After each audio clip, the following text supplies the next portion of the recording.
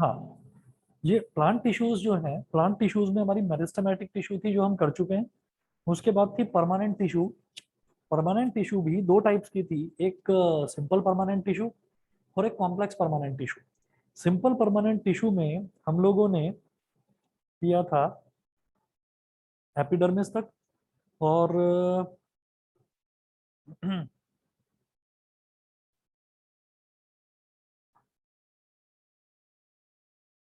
हाँ जी, एपिडर्मिस तक हमने करा था। अब इसके बाद आगे स्टार्ट करता हूँ, आगे कंटिन्यू करूंगा मैं। सिंपल परमानेंट टिश्यू के बाद में कॉम्प्लेक्स परमानेंट टिश्यू भी आती है। तो फिलहाल सिंपल की बात करते हैं, अभी कॉम्प्लेक्स तक हम पहुंचे नहीं थे। सिंपल परमानेंट टिश्यू में ही हमारा एपिडर्मिस था। तो इसमें नोट करेंगे,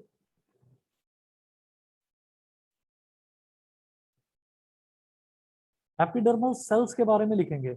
epidermal cells,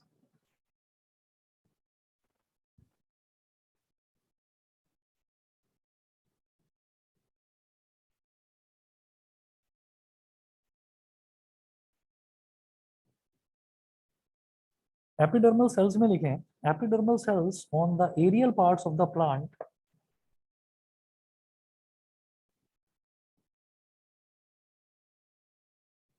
epidermal cells on the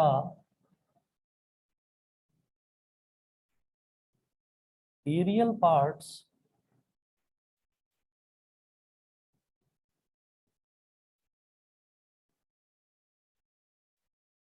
epidermal cells on the aerial parts of the plant often secrete a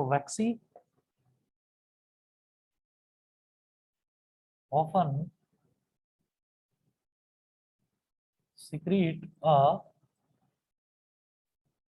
waxy, comma, water resistant layer, waxy, comma, water resistant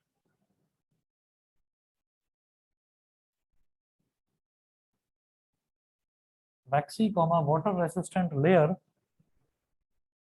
on their outer surface, on their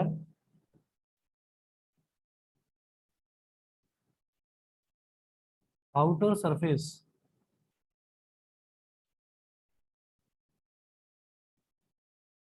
अब ये epidermal cells कौन से हैं? ये epidermal cells वो हैं जिन sales से epidermis बनता है। एपिडर्मिस क्या है?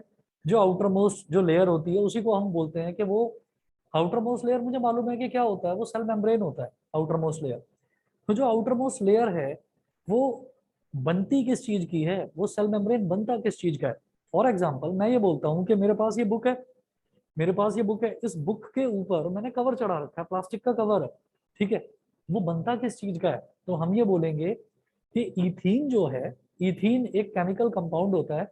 इथीन के बहुत सारे मॉलिक्यूल्स, अगर सिंगल होता है तो सिंगल को बोला जाता है मोनो, अगर एक मॉलिक्यूल है तो उसको बोलते हैं मोनो, अगर दो मॉलिक्यूल है तो उसको बोलते हैं डाई, अगर तीन मॉलिक्यूल है तो उसको बोलते हैं ट्राई, अगर चार मॉलिक्यूल है तो टेट्रा, पांच मॉलिक्यूल है तो पेंटा, छह मॉलिक्यूल है तो हेक्सा, और अगर बहुत सारे मॉलिक्यूल्स हैं तो उसको बोल देते हैं पॉली, उसको बोल देते हैं पॉली। आपने सुना भी होगा मैथ्स में मोनोमियल, बाइनोमियल, ट्राइनोमियल, फिर ट्राइनोमियल से ऊपर आप सबको बोल देते हैं पॉलिनोमियल्स हैं। मतलब पॉलिनोमियल्स मतलब बहुत सारे जिसमें टर्म्स आते हों, ठीक है। तो इसी तरीके से हम केमिस्ट्री में भी बोलेंगे और बायोलॉजी में भी हम बोलेंगे कि जब बहुत सारे मॉलिक्यूल्स आ जाते हैं तो उनको हम पॉली बोल देते हैं। तो उसी तरीके से ये प्लास्टिक का कवर है, ये प्लास्टिक का कवर है जो हमने इसके ऊपर चढ़ा रखा है, ये किसका बना हुआ है? पॉली, यानी कि बहुत सारे किसके मॉलिक्यूल्स? इथीन के। इथीन एक कंपाउंड होता है, और पॉली इथीन को ही कंबाइन करके हम क्या बोल देते हैं? पॉलीथीन, ठीक है। तो पॉलीथीन से ही ये इसका प्लास्टिक का कवर बना है। तो बेसिकली क्या है? ये एक्सटर्नल कवर है but it is made up of polythene. तो बेसिकली सेल के बाहर की जो एक्सटर्नल कवरिंग है उसको सेल मेम्ब्रेन बोलते हैं, but it is made up of epidermis. It is made up of epidermis. अब ये कहते हैं भाई ये एपिडर्मिस किसका बना होता है? तो हम ये कहते हैं एपिडर्मिस एपिडर्मल सेल्स से बना हुआ होता है। Epidermal cells on the aerial parts of the plant. अब बात करते हैं एरियल पार्ट्स की। एरियल का मतलब क्या है? एरियल का मतलब ये होता है कि parts that are exposed to air, that are exposed to air. जैसे हम किसी भी पौधे की बात करते हैं तो पौधे के जो पार्ट्स होते हैं, जैसे मान लीजिए मैं स्टेम की बात करता हूँ, तो स्टेम क्या है? Stem is aerial part, because stem के चारों तरफ क्या है? हवा ही हवा है, क्योंकि वो एटमॉस्फेयर में है। अगर मैं रूट की बात करता हूँ तो वो एरियल पार्ट नहीं है। क्यों? क्योंकि रूट कहाँ पर है? जमीन के अंदर। जमीन के अंदर, तो it is not expose to air, तो इसलिए उसको एरियल पार्ट नहीं बोलेंगे। रूट के अलावा प्लांट के जितने भी पार्ट्स हैं वो सारे पार्ट्स एरियल पार्ट्स कहलाते हैं, because they are in direct contact with air, है ना, इसीलिए उनको एरियल पार्ट्स बोलते हैं। तो epidermal cells on the aerial parts of the plant, they often secrete a waxy water resistant layer on their outer surface। वैक्सी मतलब चिपचिपी एक सरफेस, एक चिपचिपा सब्सटेंस होता है, वो उसको सिक्रीट करते हैं। और वो जो चिपचिपा सब्सटेंस है, वो चिपचिपा सब्सटेंस एक ना हार्ड कवरिंग बना लेता है सेल के बाहर, एक हार्ड कवरिंग। इसीलिए आप किसी भी प्लांट को बाहर से पकड़ोगे तो वो काफी हार्ड होता है, काफी स्ट्रांग होता है। हमारी बॉडी का, अभी मैं एनिमल टिश्यू पर नहीं पहुंचा हूं, हमारी बॉडी का जो एक्सटीरियर कवरिंग होती है वो हमारी स्किन है। तो जो स्किन है, स्किन हार्ड थोड़ी होती है कि आप स्किन को पकड़ो तो आपको लगे कि बड़ी हार्ड किसी चीज को पकड़ लिया। हमारी स्किन सॉफ्ट होती है, ठीक है, हमारी स्किन सॉफ्ट होती है। उसी तरीके से अगर मैं प्लांट्स की स्किन की बात करूंगा तो दैट इज नॉट सॉफ्ट, वो सॉफ्ट नहीं होती, वो हार्ड होती है। हार्ड क्यों होती है? क्योंकि जो आउटर कवरिंग होती है एपिडर्मिस, उसमें जो एपिडर्मल सेल्स होते हैं वो एक वैक्सी सब्सटेंस को सिक्रीट करते हैं, मतलब प्रोड्यूस करते हैं, और वो वैक्सी सब्सटेंस बाहर जम जाता है उसमें। तो जमने की वजह से हम किसी भी लकड़ी को, किसी भी प्लांट है तो प्लांट के बाहर जो लकड़ी होती है, जिस जो उसकी वुड कहलाती है, जो स्टेम होता है, तो उसको जब हम टच करते हैं तो हमें काफी हार्ड लगता है, वो काफी स्ट्रॉन्ग है, काफी हार्ड है। तो that is because of epidermal cells. इसी चीज को आगे लिखेंगे। सर। हाँ जी, बताइए। सर बट सेल मेम्ब्रेन तो लिपिड्स एंड प्रोटीन से बना होता है ना? बिल्कुल सही कह रहे हैं, लेकिन आप ये एनिमल सेल्स के सेल मेम्ब्रेन की बात कर रहे हो। एनिमल सेल्स की, मैं प्लांट सेल्स की बात कर रहा हूँ। Okay sir. ठीक है ना? ये देखिए, आप देखो इसमें है, जो हमने लास्ट क्लास में करा था, the epidermis is usually made of a single layer of cells. Single layer of cells से बनता है। और वो सिंगल लेयर, वो सेल्स क्या होते हैं? वो सेल्स यही होते हैं, एपिडर्मल सेल्स। तो उसी से जो हमारा सेल मेम्ब्रेन बनता है, मैं प्लांट सेल्स की बात कर रहा हूँ। क्योंकि अब आप ये देखिएगा कि हम ये कह रहे हैं कि भाई एपिडर्मिस जो है वो तो एक्सटीरियर कवरिंग है, वो तो एक्सटीरियर कवरिंग है। अब वो भी अगर एक वैक्सी सब्सटेंस को सिक्रीट करेगा तो फिर क्या हो जाएगा? देखो जरा, मान लीजिए ये प्लांट का स्टेम है, तो हम ये कहेंगे कि ये जो है ये सेल मेम्ब्रेन हो गया, क्योंकि अंदर न जाने क्या क्या है, माइटोकॉन्ड्रिया, साइटोप्लाज्म, न्यूक्लियस और न जाने क्या क्या। ठीक, तो मैंने ये कहा कि ये सेल मेम्ब्रेन हो गया। सेल मेम्ब्रेन किससे बनता है? सेल मेम्ब्रेन बनता है एपिडर्मल सेल्स से, इसीलिए उसको हम एपिडर्मिस भी बोल देते हैं कि सेल मेम्ब्रेन बना है एपिडर्मिस से। एपिडर्मिस एक वैक्सी लेयर सिक्रीट करता है, वैक्सी सब्सटेंस सिक्रीट करता है। सिक्रीशन मतलब, बैठिए, तो ये इस तरीके से सिक्रीट करता है। तो जब ये सिक्रीट करता है तो वो जो एक्सटीरियर कवरिंग है वो जितनी फ्लेक्सिबल होनी चाहिए या जितनी सॉफ्ट होनी चाहिए उतनी सॉफ्ट ना होकर वो हार्ड हो जाती है। ये चीज जो आप पूछ रहे हो देवांश, ये चीज सिर्फ और सिर्फ प्लांट सेल्स में होती है। और इसी वजह से एपिडर्मिस, जिससे सेल मेम्ब्रेन बनता है, उसके बाहर एक लेयर और बन जाती है, that is called cell wall. समझ में आया?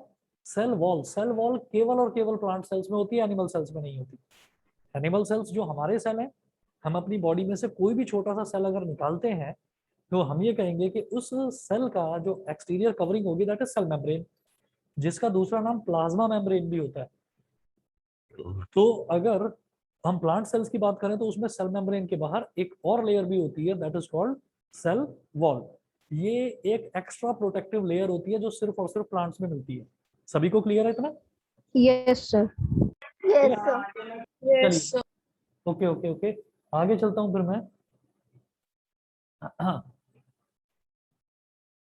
आगे आप नोट करेंगे, this aids in protection against loss of water.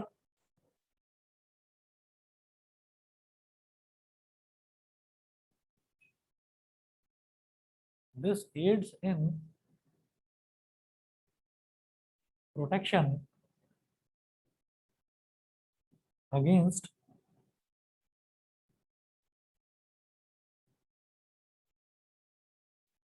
Loss of water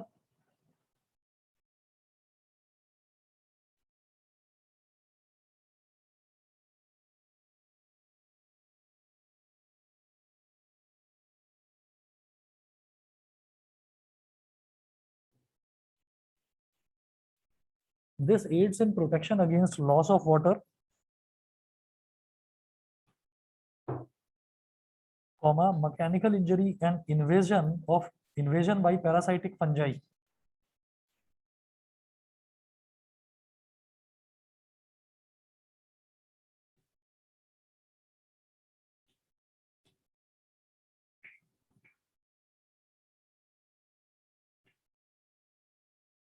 invasion by parasitic fungi।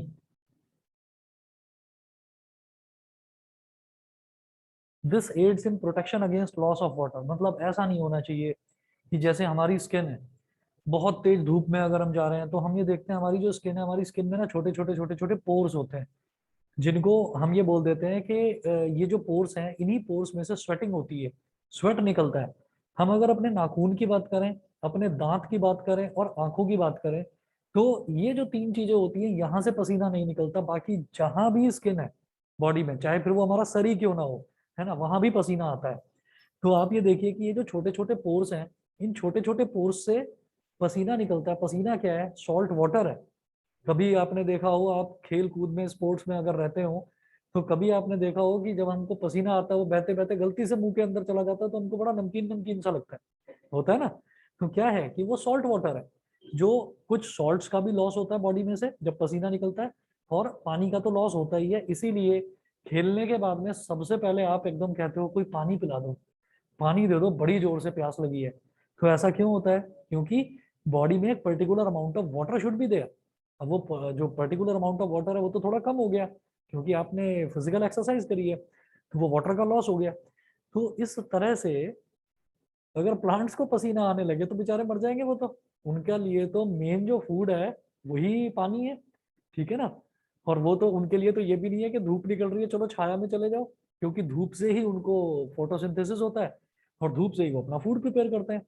तो उनका बेचारों का अगर वाटर लॉस होने लगा तो वो तो मर जाएंगे, और प्लांट्स मर जाएंगे तो हम मर जाएंगे। तो आप ये देखिएगा कि दिस एड्स इन प्रोटेक्शन, वो जो एक एक्स्ट्रा लेयर बन जाती है ना, जिसको हम सेल वॉल बोलते हैं, तो वो जो सेल वॉल है, वो एक तरह से एक ऐसी कवरिंग हो जाती है जिसकी वजह से वाटर लॉस नहीं हो पाता। वाटर लॉस मतलब इवेपोरेशन नहीं हो पाता। हम भी अगर खेलते रहते हैं तो जो पसीना है, वो पसीना आता रहता है और वो इवेपोरेट होता रहता है, लेकिन जैसे ही हम खेलने के बाद में रुकते हैं, कभी ऑब्जर्व करना वैसे तो खेले में बहुत टाइम हो गया होगा आप लोगों को, बंद भी रहते हो घरों में, हाँ तुम्हारी बात अलग है। तो जब हम खेलते रहते हैं तब पसीना आता है तो वो हाथ के हाथ इवेपोरेट होता रहता है, लेकिन जब हम खेलने के बाद रुकते हैं तो इवेपोरेशन प्रोसेस थोड़ा स्लो हो जाता है, और स्वेटिंग तो आती रहती है, क्योंकि बॉडी में अभी हार्ट बहुत तेजी से पंपिंग कर रहा है। तो इस वजह से हमें रुकने के बाद ज्यादा पसीना आता है। तो वो स्वेटिंग ना हो, वो वाटर लॉस ना हो प्लांट्स के केस में, इस वजह से सेल वॉल उस चीज में भी प्रोटेक्शन करती है। दूसरी चीज क्या है? Mechanical injury. वो इतना हार्ड होता है कि अगर उसमें कोई चीज आकर टकरा जाए, अनटिल एंड अनलेस आप किसी एक्स से, यानी कि किसी कुल्हाड़ी से आप उसको जबरदस्ती आप उस पर चोट ना मारे, तब तक वो टूटेगा नहीं, तब तक वो कटेगा नहीं अपनी जगह से। तो इतनी स्ट्रॉन्ग कवरिंग होती है, इतनी स्ट्रॉन्गनेस होती है उनमें, मैकेनिकल स्ट्रॉन्गनेस, कि उसको जब तक डेलिबरेटली चोट ना पहुंचाई दे तब तक प्लांट टूटता नहीं है। तो वो चीज भी किससे मिलती है? इन्हीं एपिडर्मल सेल से, जिसकी वजह से सेल वॉल बनती है। और तीसरा है invasion by parasitic fungi. Invasion का मतलब क्या होता है? आक्रमण। आक्रमण जानते हैं? आक्रमण मतलब कोई पैरासाइटिक फंजाई है, कोई वायरस है, कोई बैक्टीरिया है, वो एंटर कहाँ से करेगा? वायरस और बैक्टीरिया वैसे ही छोटे से होते हैं जरा से, तो इतनी हार्ड कवरिंग को तोड़ कर या काट कर या उसके अंदर होल बनाकर चींटियां तक तो जा नहीं पाती उसके अंदर, ठीक है। तो चींटियां तो जबकि बहुत बड़ी हैं, जिनको हम अपनी आंखों से देख सकते हैं, तो पैरासाइटिक फंजाई की तो औकात ही क्या है, समझ रहे हैं।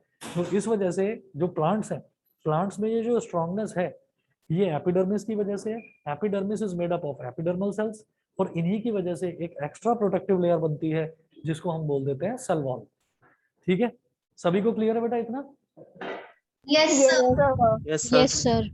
ठीक है, इसके बाद आप नोट करेंगे, since it has a protective role to play, मतलब सिर्फ एपिडर्मल सेल्स की बात चल रही है अभी।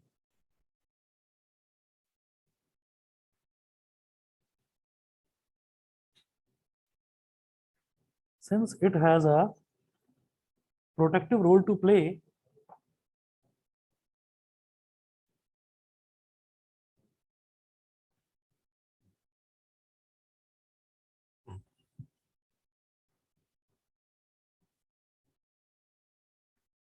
since it has a protective role to play, comma, cells of epidermal tissue form a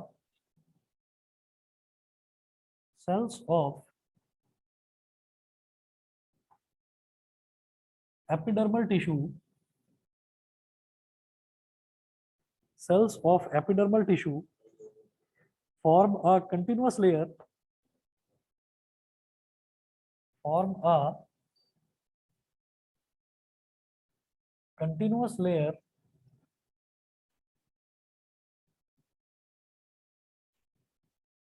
without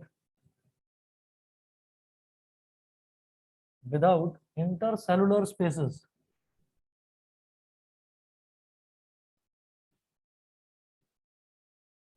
Without intercellular spaces मतलब उसमें इंटरसेलुलर स्पेसेस नहीं होते. इंटरसेलुलर स्पेसेस मतलब क्या है कि थोड़े थोड़े जो सेल्स हैं उनके बीच में भी किसी तरीके का कोई स्पेस नहीं होता. भाई स्पेस होगा तो सीधी बात है कि वहां से वाटर लॉस हो जाएगा. ठीक है, अगर स्पेस होगा बीच में तो वो चीज उतनी स्ट्रांग नहीं रह पाएगी जितना स्ट्रांग उसको रहना चाहिए. ठीक है, सभी को इतना क्लियर है? बताइए. Yes, sir. ठीक है, यस सर. आज फिर इतना ही करते हैं बेटा, और नेक्स्ट आपकी क्लास में लूंगा ट्यूसडे को. कल का आपका ऑफ रहेगा. ठीक है, Okay, sir. Okay, sir. चलिए जी. Okay sir good afternoon sir. Thank you, sir. Afternoon, sir. Bye, sir. Okay bye. Thank you, sir. Okay.